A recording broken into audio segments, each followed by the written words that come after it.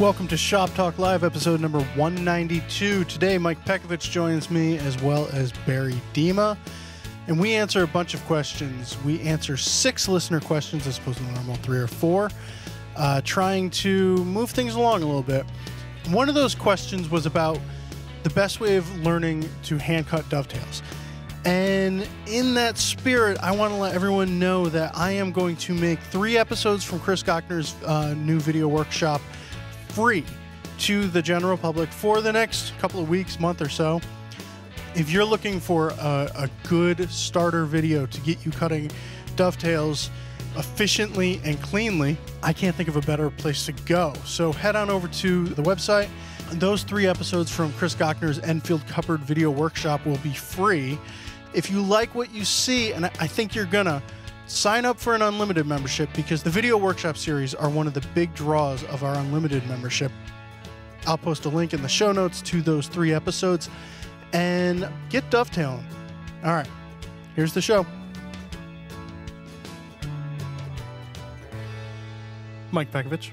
Ben. Barry Dima. Ben, this is my first post-lunch podcast. Oh, it's tough. It's different. Yeah. I feel food in my tummy. It's going to be some dead air. Trust me. I really should have left that hanging a little bit more.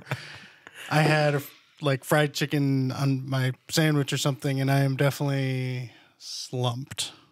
So, all right, let's jazz up with some questions. Yeah, because we're going to do not a quick fire. We're going to do a quickish fire. Cool. We're starting to, we need to break the logjam a little bit in questions. So actually, Barry and we're pretty primed because we just came from the middle of an article layout with Andrew Hunter's article that Barry, you just shot on. Tell me the name of the joint. The Kanawasugi or Tasugi. He's making that up, people. It's this little kind of notched peg scarf joint thing.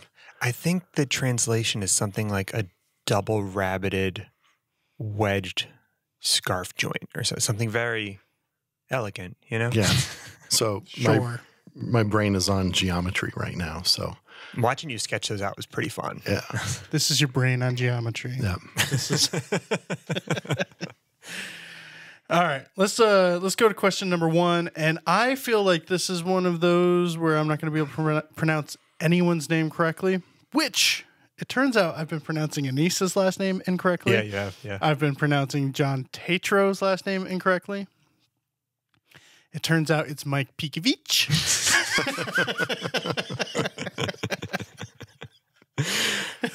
So I apologize to Anissa. No, I screwed up her first name. Anissa. Mm-hmm. Oh, crap. How do you say Anissa? No, that's how Bob says it. Anissa Capsalis. What did you say? Capsalis? Capsalis. All right. Have you ever used your GPS to get to her house? Yeah. Anissa Capsales. That's not good effort. All right. From Jared, don't know. I'm making a dresser that is 72 inches long, 18 inches deep, and 24 inches high, not including the legs. Is seasonal wood movement a concern if they're dovetailed? Plain saw lumber is cheaper than rift sawn or quarter sawn. So he's got 72 inches long, wood movement issue. Front to back. Nope. Whiteboards. Or 18 inches deep, so yeah. Front to back. No. It's all going the same way. All going the same way. So yeah. where are the common trouble spots that you will find? I mean, in traditional furniture like a cherry, mahogany, even walnut, for the most part, deep case construction, it's all pretty much plain sawn stock.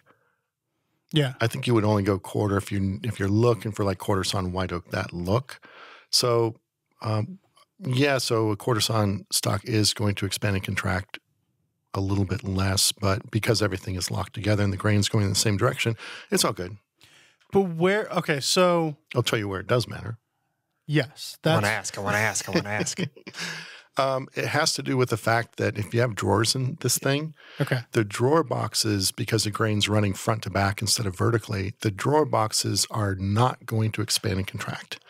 So what you don't want to do is you don't want to, when you're setting the depth of the drawers, number one, you don't want it to bottom out to the back of the case, because as the case expands and contracts, that drawer is either going to be sunk in or pushed out, depending on whatever season. So, which is why it's best to put your stops right behind the drawer front.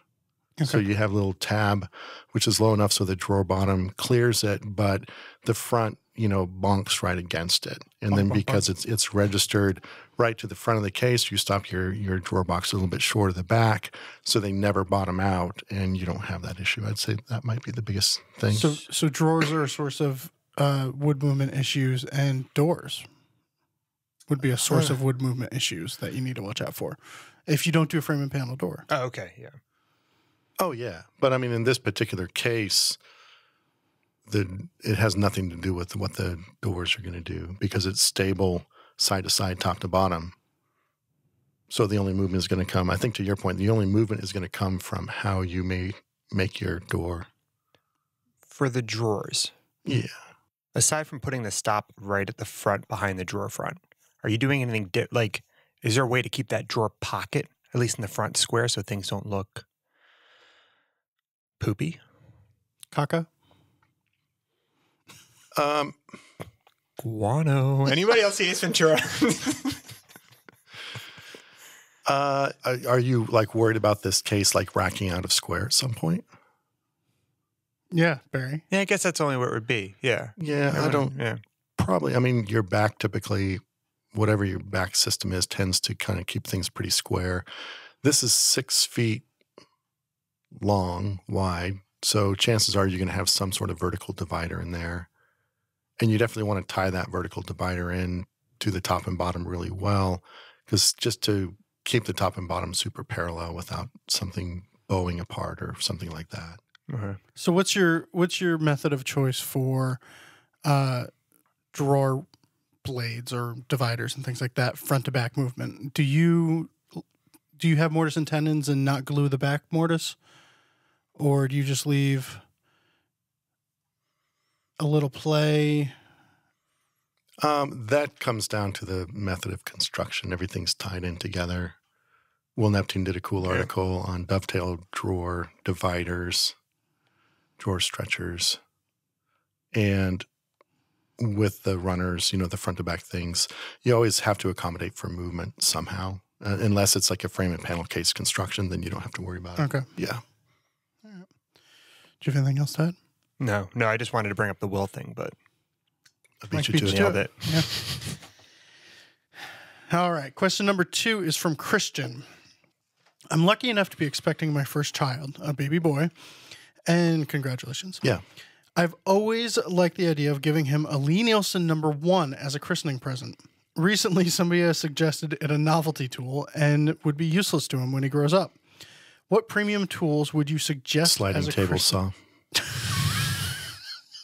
Doubles as a changing table. It's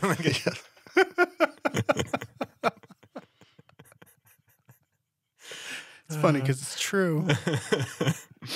There's actually no, it's not me changing Roz as an infant on the table saw, but it's definitely, there is a picture of Roz on my table saw, just hanging out as an infant. Tremendous. Yeah. I hate to break it to you, but the odds of your kid actually wanting to become a woodworker is somewhat low. And, quite frankly, by the time they get to woodworking age, your maybe tendency to want to give them a Lee Nielsen plane might be low as well. So the shine has faded at this moment. It will fade. I would say get a tool, get a Lee Nielsen, but get something you can use now. It'll be their plane. Here you go. Here's a plane. No, you can't touch it. It's going to live in Dad's shop, and I'm going to use it until you're ready to use it. But along those lines, here's the true gift. Learn how to use it and pass the knowledge down along with the tool. So for me, I was coming at it similarly, a starret. Or a blacksmith hammer was my other idea, because little kid's going to smack stuff. But a starret, because that's not going to, it's $100, $95, something. But that's much more important, square and reliably square. reliably straight, to me is much more important. Not by the time the child gets done with it. Yeah, but isn't there like some guarantee or I don't know. warranty? I bought my kid a Bolt. Fine, then the blue spruce one with the adjustables. But to me, that seemed like there was an idea behind it. Like, this is what's important rather than an admittedly very cool tool. Okay, it's a christening present for your first child. Why does it have to be functional? If you want your kid to have a Lie-Nielsen #1, just buy a Lie-Nielsen #1. They can put it on their dresser and tell their kids about it one day, and they'll call it a planer. Just get him a Lie-Nielsen onesie. Right? Oh, yeah. Oh, that would be true. I would look into, all right, so if we're going after functional, something you can use too in the meantime, Sure. block plane. Yeah. It's sized appropriately for a child, like an apron plane. Well, now you're talking about tools for kids, which is different than a christening present. If you're talking tools for kids, I think block plane, coping saw, bam. Mm-hmm. I think And a piece any of rigid insulation. for a baby, any of the Lee Valley miniature tools. That's cute. Yeah. But they're choking hazards. They're not that small. Well, I guess come if you apart, take, yeah. okay, good point. What are you getting your kid a tool for? You know who Christian is never inviting to a party? Any one of us. I have 3 wet blankets. That's really cool. Lie-Nielsen #1. I mean, who cares if it's not functional? It's just like a gorgeous little thing. And the kid is newborn will be small for many years, like #1 size, you know? So whether or not he uses that as a grown-up is moot. Yeah. Like at that point. But then, okay, so now you got your 3 or 4-year-old there in your shop with you. Instagram is still a thing, and you're posting pictures of your kid using a Lie-Nielsen #1. That's like worth 1,000 followers, right? That's money. That's good. Yeah. I've come full circle. That's a good idea. All right. We're flying through these. Cool. But question number 3 from Mike. As a new woodworker, I'm building up my skills slowly by adding one new skill to each project where I can. I want to try my hand at dovetails one of these days as that new skill. I have 2 questions. Is there a method you recommend people start with? You recommend people learn sharpening by picking one method and sticking with it until you're good at it. Would the same apply to dovetail methods, or should you try a bunch of ways and then go with what you find out you like doing? The second question: should I start with practice joints on scrap wood, or incorporate them in when I'm actually making a project so that there's more at stake and I have to take it more seriously? All right, so let's go at them separately. First one, method. Mike says his method. Well, okay. So I just wrote a book, and I did spend some time on basic hand tool skills, culminating in a chapter on cutting a dovetail. However, I would recommend starting the way I started, which is you read an article by Chris Becksford. He actually wrote a 2-part article. So good. Literally a 2-part article. So what, I don't know, a total of 12 pages total of just cutting a basic through dovetail. Then he wrote a fantastic article on dovetailing tips, which is, okay, if they don't quite fit, or, tips for alignment. Some really neat tips and tricks where once you get going, this article helps you out. And then he also wrote an article on cutting half-blind dovetails. Do nothing but read that and practice until you love your dovetails. And then if you want to maybe check out something else, do it. But I don't like the notion of try a method. Oh, that didn't work for me. I'm going to try this method. I think the key is any method that's presented by someone who's doing good work, there's some validity to it. So practice it until it works for you, until you really understand why all these things are happening and how they connect into a smart process. And then if you want to try something else, jump right in and then learn that. And now you know 2 ways to go about it. And once you really know those, you can start to, that's, I think, where you start to mix and match or start to bring in your own ideas. Next thing you know, you're going to be using blue tape. Yeah. Next level dovetails.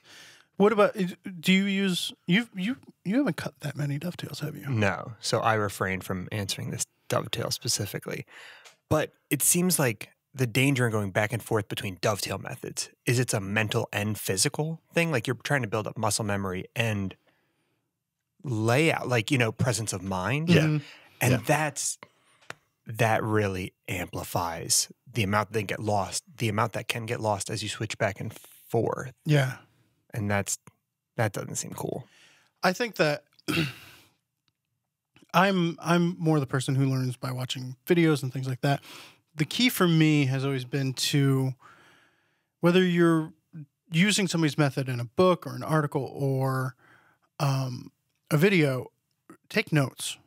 Like write down that method and try and make it into a simple checklist. Yeah. And then when you're sitting down to cut that dovetail, you can sit there and go through steps like a dummy, like a how-to dummy. Mm-hmm. This is what they did. They did this, then they did this, then they did this. That's how I work best, is if I actually take notes on a subject and figure out what the important steps are before I sit down to do it. Now, I would definitely start with some practice pieces, though. Practice dovetails? Practice dovetails, but I don't think I would do like the whole, like, do a dovetail a day for a month or anything like that. Make 4 pieces of wood, whatever length, the opposing pieces the same length, so you can have a box or a frame or something at the end of it. Do a 1 box worth of dovetails as a practice, and then dive into a project. The first dovetail you do, you might do your layout backwards. That's the only reason why I wouldn't do your first dovetails on a project. You go on Reddit, and there's so many people who are like, oh, got that part wrong. And it's like, because that's probably the most common mistake for beginning dovetails is I laid it out backwards and they don't lock together. There's a story from North Bennett about a kid or student just belaboring the joint. And when it went to assemble it, went hours longer than the other students perfecting it. When they went to assemble it, they had a Z instead of... But getting a layout backwards is easy. There's a video, I think Matt Easley had a video of Vic Teslin doing one backwards in like a demonstration at Lee Valley. And I was like, he goes to assemble and it was like, whoop, that one's backwards. But what about you? Do you practice? I'm waiting for you to come into this conversation, Barry, because you took a class with me and you were cutting some fine dovetails. And I was really hoping you were going to start to say, hey, I learned a technique was paying that was... Bob to cut them. Oh, okay. So that's an argument. The table saw method, where you're doing the table saw tails, it is tremendous because then you get to take your focus. So for a beginner, take your focus. Okay, start by buying a table saw blade with all the... I know, that's why I didn't want to say it. It's start tails on the router table. I don't know, but... It takes a lot out of the equation. Right. Yeah. And so I can focus on pins, Yeah, the heart of the matter is scribing, assuming you cut tails first. Let's just assume that. Yeah, assuming you breathe oxygen. It's really scribing... Not from your mouth.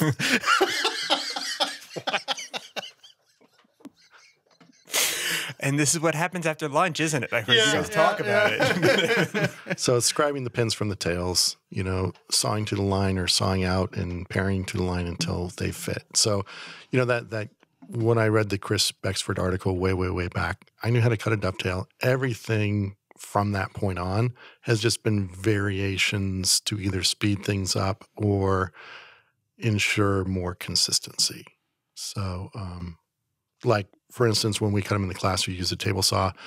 It's really more to speed things up, but then using the blue tape, using the shoulder guide, that's more about, working on sawing to the line. The shoulder guide's great. Yeah, so then that's more about, helping things turn out better. And then it's simplifying one step of the process. Yeah. But the steps of the process were still from that original source. Exactly. Yeah. Yeah. It's just sort of deconstructing. And for me, teaching, it's sort of it's this thing where I used to do demos before I started teaching, and I would like cut a dovetail. And as long as my dovetail came out really well, that was a perfect demonstration. And I'm a great demonstrator, and this is all good. And it's like, you want to teach a class cutting dovetails. Oh yeah, I'll nail this. So I do my demo and everything turned out great. And I'm like, okay, go cut some dovetails. And then like all hell broke loose. And, 10 people found 10 different ways to do things in an original fashion that I would never even think of doing. And it all, it's like, okay, I am not the teacher that I thought I was.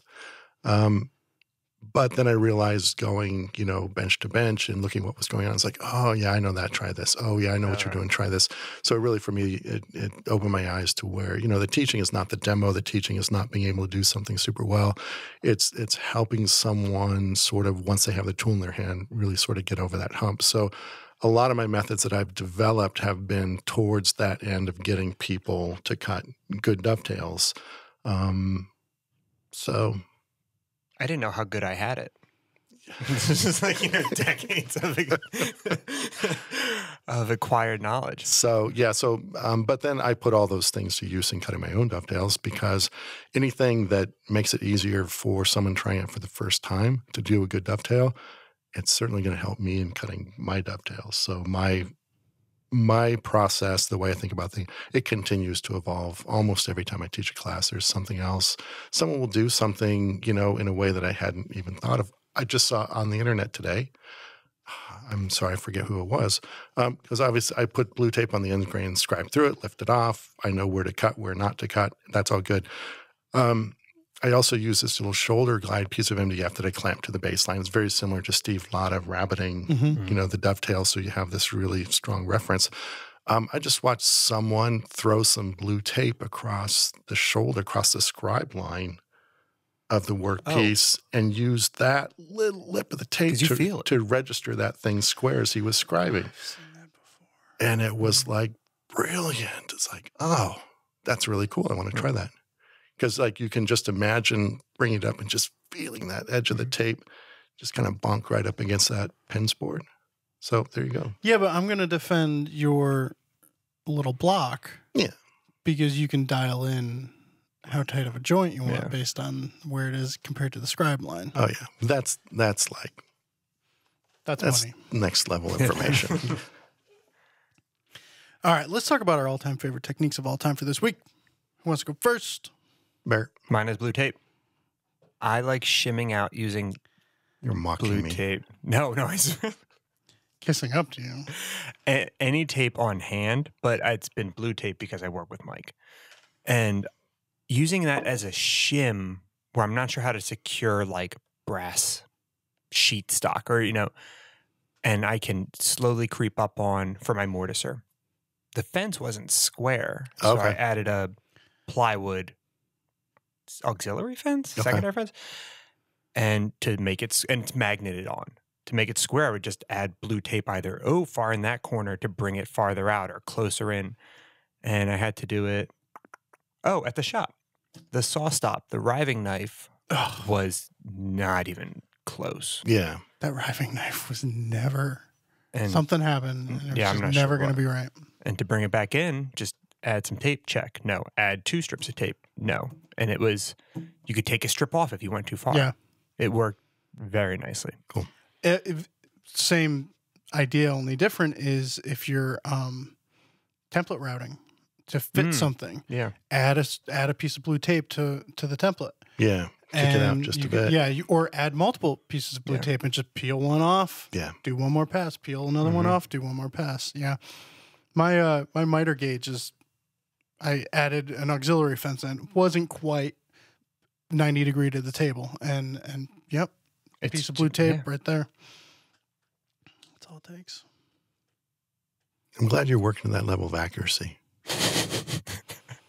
Finally. No. Well, yeah. But on one hand, you're doing green woodworking, which tends to be somewhat, Fast and loose. Okay. A little wider, different set of tolerances, but then at the same time, you're shimming out your mortise or fence to be like dead square. So I want to know. Otherwise. Different mindsets, they're all appropriate. Yeah. Cool. Bam. I'm trying to think how you could like shim out a Sloyd knife or something. Yeah, my fro wasn't going straight down, so I had to shim it. There you go.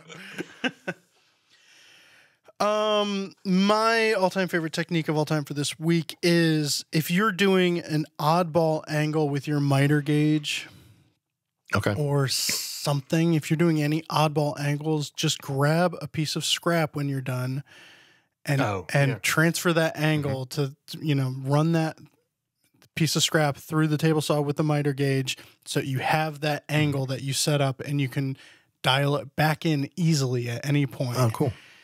I was doing the neck joint on the ukulele and it was at an angle, and my miter gauge, it's like 90 degrees, 95 degrees. It's in 5-degree intervals. I think there's a 22.5 or something, but I needed 6 and a scotch. And so I was in no man's land. I was not going to be able to come back to that setting. Right. So, I have a whole pile of templates going on with this thing. So it was easy. I just grabbed a piece of hardboard, ran it through, put it on the pile. I wrote down neck joint angle. Cool. Put it back on the pile. The next day, I needed to do something. I needed to trim just a little bit off, but I needed to call that angle back up. And I was like, oh, I've got that piece of scrap with the angle. And you just hold it up against the blade, set the miter, the miter gauge, done. So cool. That's awesome. Just random piece of scrap with an angle on it. Then save those things, put a hole, put a string through them, hang them up. Yeah.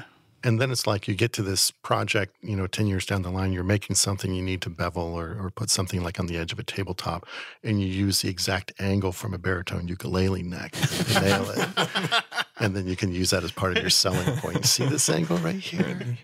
That was from a baritone uke. Yeah, so how long do you hang on to stuff like that? Probably longer than I need to because you never actually come back and make the same thing ever again. Well, you're talking about working to levels of accuracy and precision. Steve Brown did a Chippendale Chair article with him, and they start with full-size drawings. Yeah. He sets the bevel gauge to that. That bevel gauge sets the saw blade, which cuts a piece of wood. That piece of wood now becomes the angle reference. So he's not going back to the drawing. Cool. If he needs to reset a bevel gauge, he's going to that. He's like, and then when I'm done, that's that chair's angle, Cool. So that's the same thing. Yeah. You're Steve Brown. Yeah. Thanks. I'm going to write that one down. I am Steve Brown.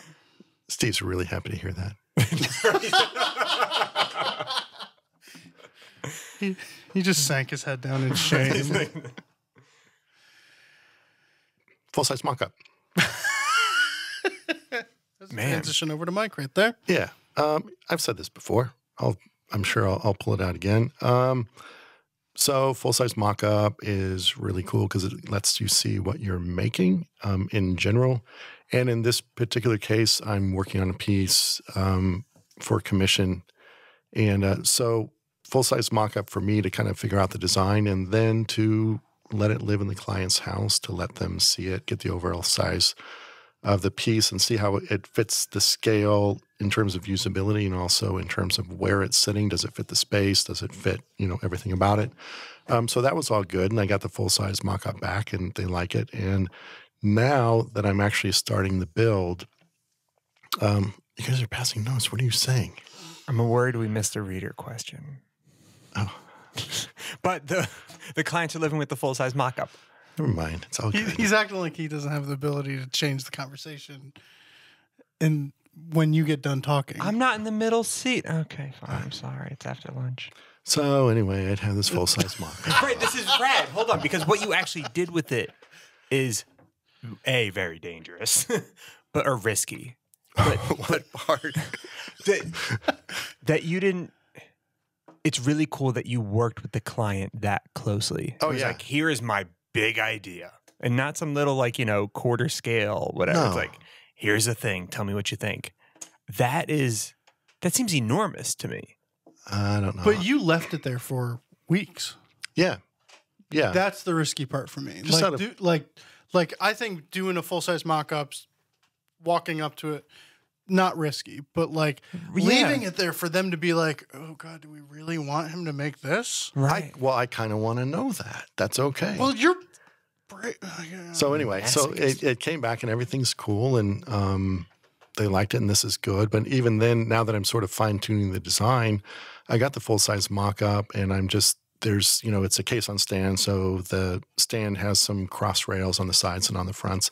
And I'm still just, you know, I just use pocket screws, but I, you know, unscrew one side and move it up 1/4 inch, down 1/4 inch, up 1/8 of an inch. I'm just like using the same to kind of fine tune just all the reveals exactly the way I want it. And then I'm just taking my tape measure to that. How big is that? Oh, well, it happens to be 2 1/8. What's the gap? Oh, 7/8 of an inch. What's the gap there? And that becomes my full size plan. And that's super cool. Do you feel like you can't make changes on the fly now, though? That you would maybe make once you see the piece of wood cut this way? You might, you're married to that now. Well, yeah, I mean, a lot of this is, I consider these all sort of changes on the fly. You just tweak, tweak, tweak. Okay, this looks good. At a certain point, you want to trust it because you want to, again, let your brain focus on now the craftsman takes over and I'm just going to work to these dimensions. I'm going to work to these level of tolerances. And the designer needs to, okay, designer, you're done. Go take a break, have some tea, go on a walk, meditate, whatever that guy does. And let me get to work. And what's really cool is if you get something dialed into the point where, yeah, this is exactly the way I want it, you're not stressing out about, is this wasted effort? Am I doing this and it's going to look bad? You can sort of trust it. And then to your point, okay, so you get it done, you get it dry fit.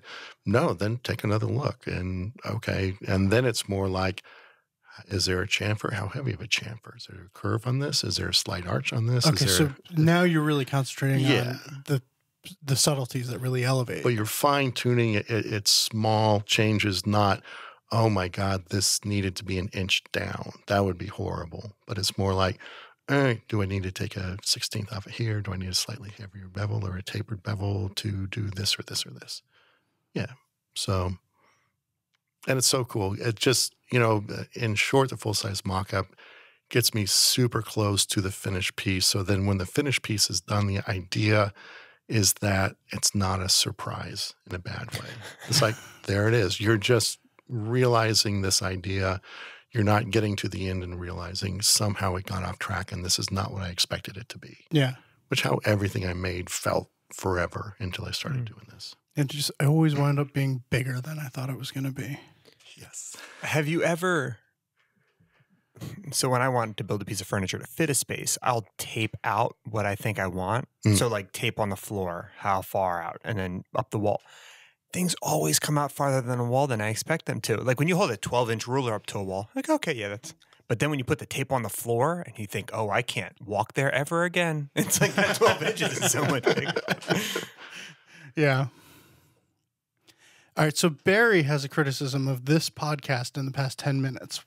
I'm worried we missed a reader. That dude who had 3 questions, Mike, with the dovetails and the scrap wood and the methods. Yeah.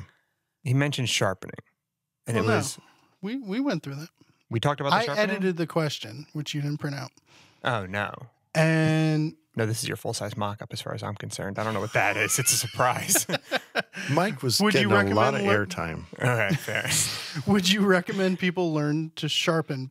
Oh, no, you recommend people learn to sharpen by picking one method and sticking with it until you're good at it. Would the same apply to dovetails? And Mike said, yes. Do the Bexford. Oh, whoa. I read that as... Then why did he say 3 questions? Never mind. I'm wrong, and I was rude about passing notes. I put question 3 and question 1 together. Okay. It's called editing. Dude, that emphasis on the T really made it, dude. That was... A knife to the heart. Barry Dima, associate editor. For today. All right. Now that Barry's steamrolled us, let's take a quick break.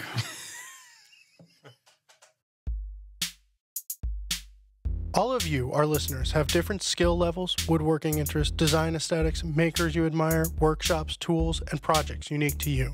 The aspects that join this community together are a shared love of the craft, the smell of the workshop, the challenge of perfection, and the chance to create something beautiful. That's why we introduced Fine Woodworking Unlimited, our new membership that gives you access to over 43 years of our content designed to help teach, inspire, and connect with you. Unlimited members have access to everything fine woodworking, including our complete online archive, over 55 video workshops, and our iconic magazine delivered right to your door. No matter where you are on your journey today, Unlimited has something to inspire your next step. To learn more, go to finewoodworking.com/unlimited. Question number 4 from, and I Googled the pronunciation of this. Jim.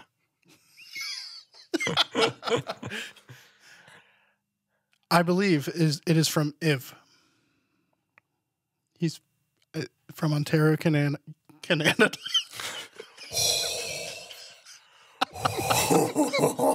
From Ontario, Canada. And it is YVES. It's either Ives or Iv. So Isn't it Eve? Like East St. Laurent? But I don't know that Canadian accent. Have you ever heard Canadian French? I'm going with Barry. You said that so fluently. I know. And I almost asked him beforehand, but I forgot. I'm good at faking accents, though. Okay. I almost asked John Benson because he. Oh, yeah. All right. From Fort Eve. What? Oh, God. I've just made my first checkerboard inlay strip, which was intended for a cherry table top. When sanding, the strip cracked along its length, and I discovered that I had done a poor job of clamping. The cracked section, which is about 4.5 inches long on one side of the checkerboard strip, appears to have lifted during clamping, and there's now an airspace under the crack. Any suggestions that might help to save this? I thought perhaps trying to inject some glue under the crack to fill in the space using a needle. Yeah, definitely. You can get something in there. Depending on the glue. If it's like yellow glue, you might try putting an iron over there because that tends to reactivate the yellow glue and it might just suck it down. But if there's a way to get something into that little bubble and then clamp it down super, super flat, figure out how to get a clamping call on there to get some pressure on it, should be good. I think every woodworker needs a bottle of super thin CA glue because that is made for this. It will just soak right in any crack there and clamp it down, hold it down with an awl or something, spray it with accelerator. Yeah. Move on with your life. I've been using it a lot lately. Would you be worried about the glue surface? Not just, Like, what do you mean? is the dado stack leaving a perfectly flat bottom? That was my thought. Like, would you shoot epoxy in to try to compensate for any mess with the glue surface? Yeah, you like could. Regular? I don't know if any epoxy is going to be thin enough to get into a crack. Oh. I've seen luthiers use suction cups to push glue into a crack. Maybe that would work. Uh-huh. If you can get at the bottom side of it, which I don't think he would be able to, I've sucked glue through a crack with a shop vac. Yeah. Mm-hmm. And that worked great. But epoxy's pretty thick. All right, fine. Yeah, it could be. Get something in there, clamp it down, Uh-huh. put some finish on there, call it good. When do you just cut it out and redo it? I think after that didn't work. I mean, it's tough. It was a nice inlay. I mean, there's some time spent on making the checkerboard inlay. So, yeah, the first answers will get out your dado blade, just cut it back out and put a new one in. That's pretty rough first option. But, if all else fails, give it a try. Try to get it down. If it just keeps popping up, maybe. Yeah. So, I don't know if you could replace a section of this. Might be kind of hard. Yeah. Yeah, I think it's all or nothing. Yeah. All right, question number 5 from David. I've recently had the opportunity to revamp my shop, and I am planning to build Matt Kenny's monster workbench. I've bought the plans and watched the videos, but I don't see how the top is fastened to the stand. Is there something I'm missing? Is it just supposed to sit on on top? Yep. I've moved that workbench twice. It just sits there? It just sits there. I have a Matt Kenny workbench, like made by Matt Kenny. Walter But like very similar design. And it has 4 lag bolts coming in through the top, whatever those would be, trestle stretchers of the leg assemblies. Yeah. What does he have, a centering pin on his big one? Just nothing. Does he push anything. it? Really? It is Hot just, dogging it. And I mean, because we get this question emailed or left on the website as a comment every few months. And yeah, I remember him saying, no, there's nothing, it's just sitting there. And nobody believes him. And the last time we moved his workbench, I remember looking. I was like, really? And there's nothing there on the monster workbench. Yeah. I think the one has a thicker top than the one. Yeah, it's a heavy top. I mean, it's not going anywhere, but a centering pin would be a good I've seen solution. Workbenches with just a centering pin on the top trestle that fits, there's a hole in the top. It just registers to it, and that's it. Nothing else holds it down. I tend to use, lag bolts, oversized holes, 2 in each of that trestle style. So I have a confession with that bench that Matt gave me. It's really nice, like maple top. I think he got from bowling alley in the front. So Matt likes that twin screw vise, and this not nice, but it was a whitish piece of mahogany or cherry. We didn't know, right? I have no idea what you're talking about. Oh, so the apron wasn't working for me because I don't have a face vise, so it was just kind of in the way of clamps. So I took top off. Took the lag bolts out because it's lag bolted down responsibly. Took the top off, waddled it out to my front porch, and then hewed off that apron, flush to the bottom of the rest of the bench. With a hatchet. Hewed with a hatchet. The draw knife didn't work because I didn't have enough room for one of my hands. That was one of my worst ideas. I don't know why I didn't just Acts like that are a common occurrence in Barry's neighborhood, though. I'm never giving you or selling you a workbench. I felt bad. It just wasn't working for me. Did you wind up cleaning it up with a plane? Or? Yeah. Okay. Yeah. So you just took off the front apron? Yeah. So what do you have for a vise? Nothing? There's an end vise and then a little, they're called crochets. It's just like a little wedge of a piece coming out that you... Did he just say that like you don't know what a crochet is? I know, because... I don't know what crochet is. Okay, All right, fine. That backfired. This falls under the category. I was talking to Will Neptune, and he said, I've been woodworking for over 30 years. And in all that time, I've never owned a compass plane, and I've never missed owning a compass plane. Will said this? Yes. So I've been woodworking over 30 years, and to this point, I don't know what a crochet is. And it really hasn't been a hindrance to my woodworking career. Well, there's one that sits in North Bennett. Apparently, it just collects dust, and they bring it down and go, and this is a compass plane, and then put it back until the next room. So It's like Bob's got a combo plane that he chose just to. What's a crochet? demonstrate what it Is that a type of hook? Yeah, exactly. It's a hook that juts out from the front of your bench. Hence crochet Yeah. with the hook. Yeah.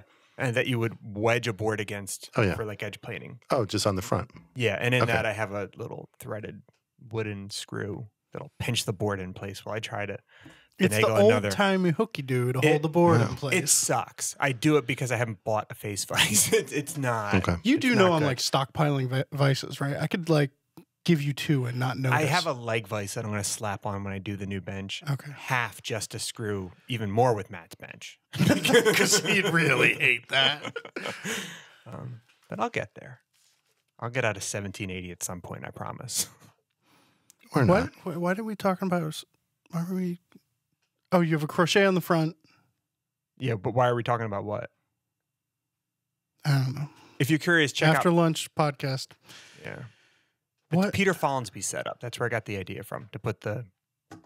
No. So, but if you don't have that large apron, to put pegs or holdfast or something like that. And how are you edge jointing boards? Put a sawhorse underneath it, Okay. underneath like the far end, or with great difficulty. Either way, with great difficulty. Okay. Yeah. All right. Do you have any more questions about crochets? No, I know what you're talking about. Okay. I wouldn't use that term, but that's fine. Well, front hooky do. I like hooky do. Yeah. I don't like that term either.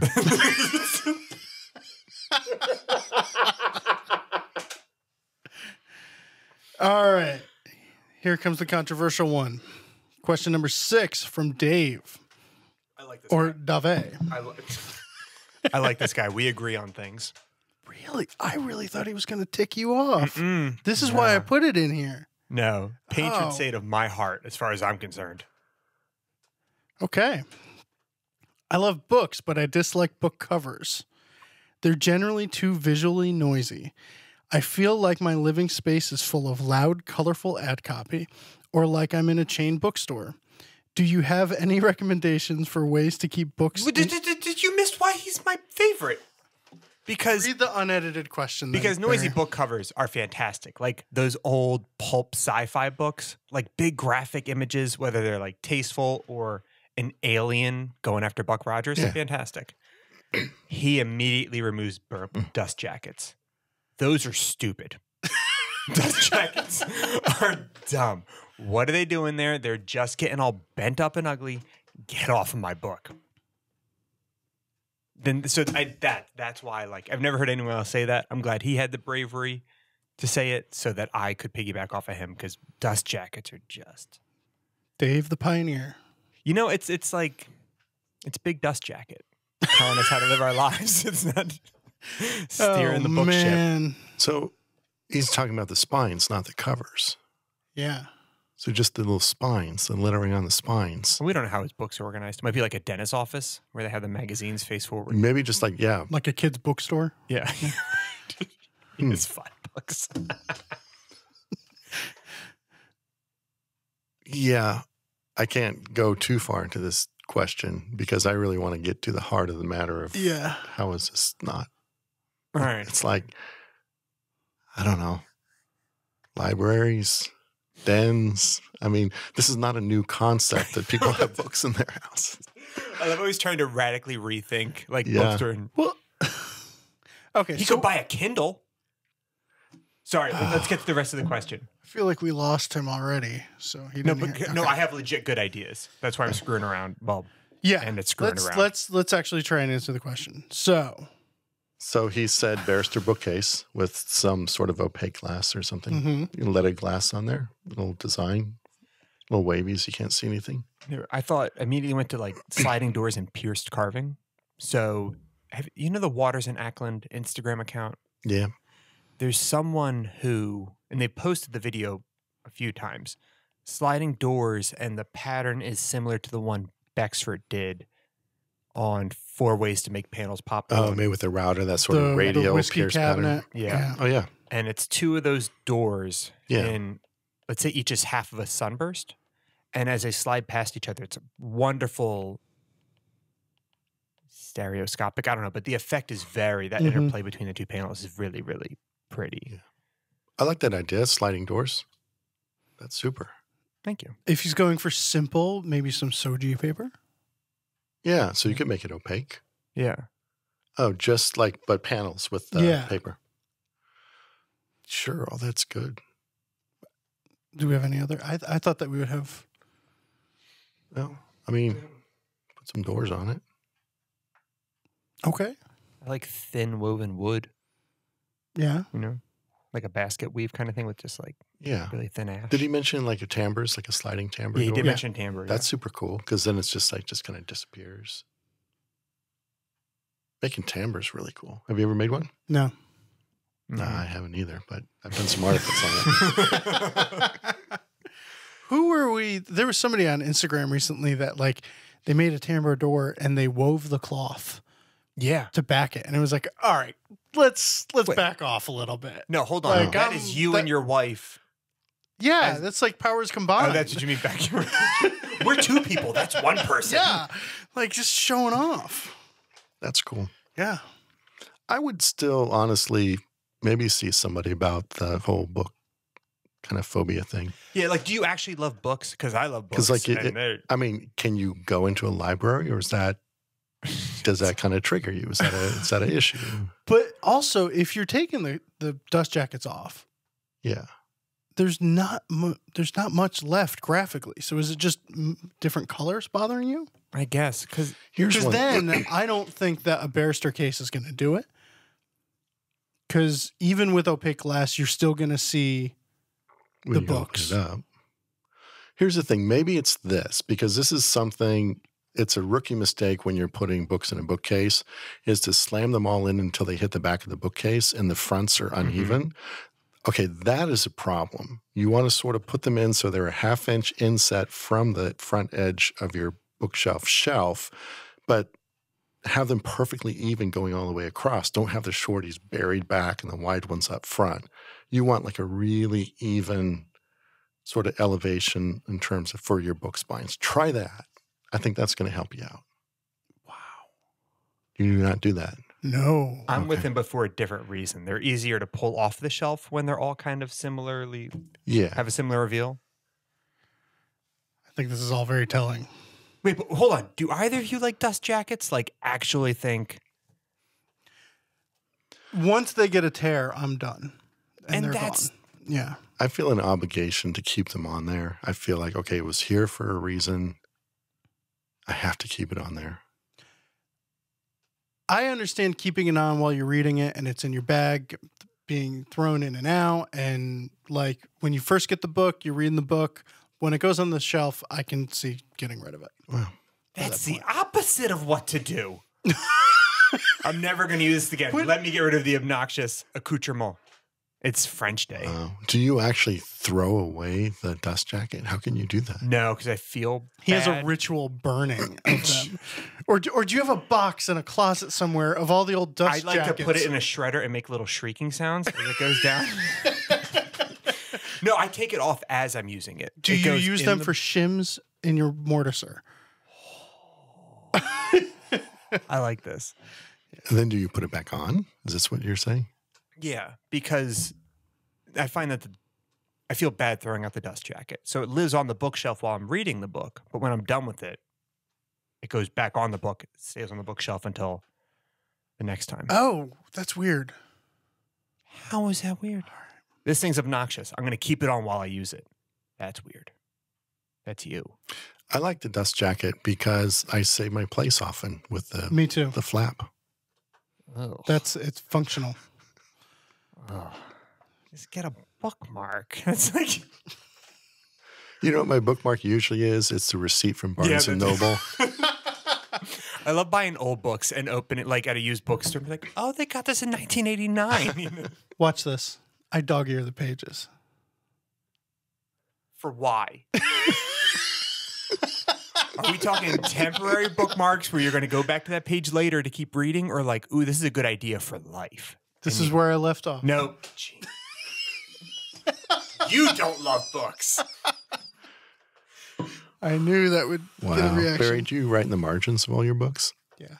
Do you underline passages? He puts masking tape on them with page markers. No, so actually, yeah. It depends. If I'm poetry, yeah, I have to read and write in there. Otherwise, it's just, why am I even reading this?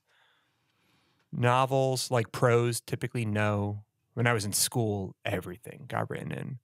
Although, pro tip, you brought this up. I would, instead of writing in the margins, I would like underline or like do a check next to what I wanted to remember. And then in the front of the book, write down the idea. So like, oh, I kind of like that. Mitred mortis intent, whatever. Page 34. But then I amped it up a level. I put a piece of tape, like thick or wide tape, in the book, so I can write on the tape.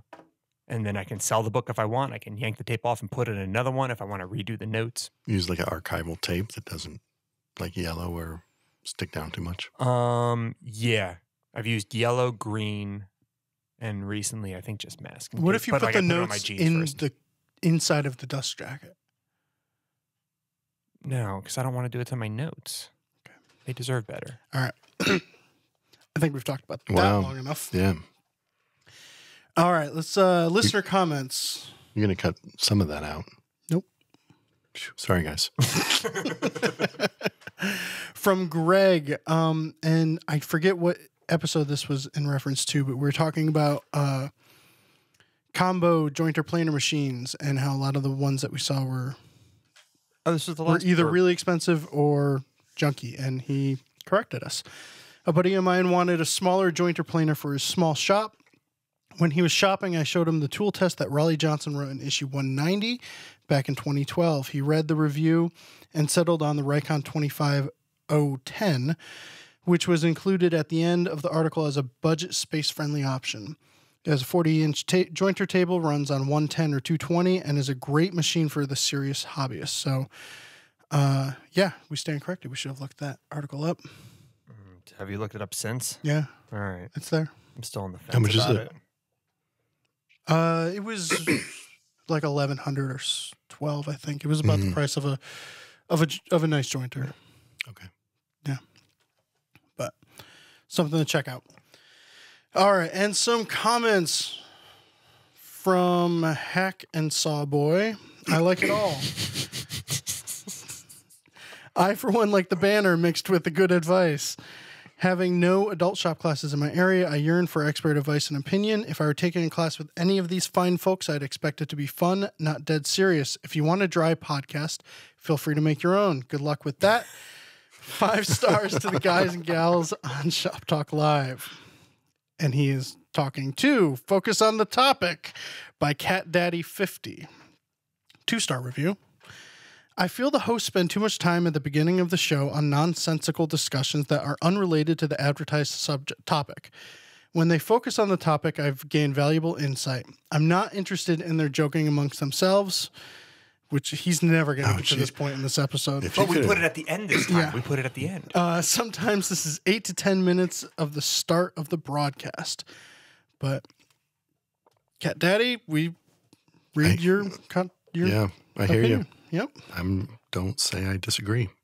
Ow! That one stung.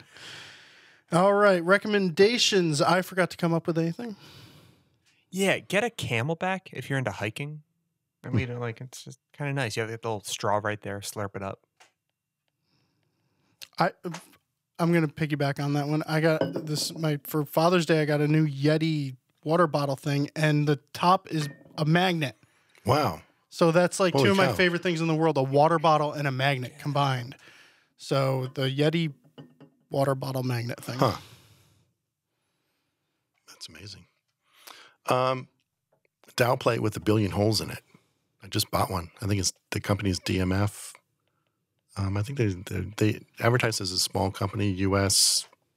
manufactured, which, and it sells through Amazon, and it's got holes from, I think, 1/8 inch to, let's say 1/2 inch in 1/16 inch increments.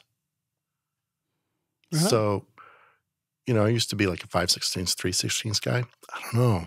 Could be like 7/30 seconds. So I'm pretty excited by that. It looks like it's made really well. I just got it in the mail, so I haven't tried it out, but I'm excited to give it a go. Cool.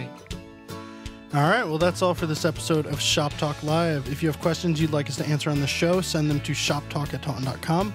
If you're watching on YouTube, please click that thumbs up button. We'll be back in 2 weeks with another episode. Thanks for listening.